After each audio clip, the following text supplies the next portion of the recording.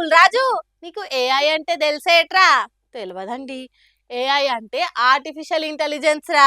బొద్దిగా నీకు general knowledge లేకుండా పోతుందిరా అబ్బాయి అని సంక్రాంతికి వస్తున్నామనే సినిమాల బుల్రాజ్ అనే బుడ్డోని అడిగితే తర్వాత వీడు నీకు ఏవి అంటే తెలిసేట్రా అని అడిగి బూతులు తిడతాడు కదా. హాగో అట్లనే ఇప్పుడు మనం ఏఐకి ఒక కొత్త అర్థం వినబోతున్నాం. అదేందో చూడండి. ఏఐ అంటే ఆర్టిఫిషియల్ ఇంటెలిజెన్స్ కాదు. ఏఐ అంటే అనుమూల ఇంటెలిజెన్స్. ఏఐ అంటే అనుమూల ఇంటెలిజెన్స్. ఇన్నరా?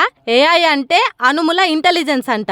ఇప్పుడు ఏఐ టెక్నాలజీతోని ఉన్నది లేనట్టు లేనిది ఉన్నట్టు తయారు చేస్తున్నారు కదా. హాగో అట్లనే తయారైంది మన ముఖ్యమంత్రి తెలివి అన్నట్టు చెప్తున్నది కవితక్క. ఇట్లా మాట్లాడుకుంటా ఇంకేమన్నదో ఇనుండ్రి. ఈ అనుమూల ఇంటెలిజెన్స్ వాడి మా కులగణను తప్పుదో పట్టించి బీసీ కులాలకు అన్యాయం చేసే ప్రయత్నం జరుగుతుంది తప్పితే ఈ అనుమూల ఇంటెలిజెన్స్ మొత్తం రాష్ట్రంలో విధ్వంసం సృష్టిస్తున్నది. అనుమూల ఇంటెలిజెన్స్ పక్కకు జరిగితే తప్ప రాష్ట్రం బాగుపడే పరిస్థితి కనబడతలేదు.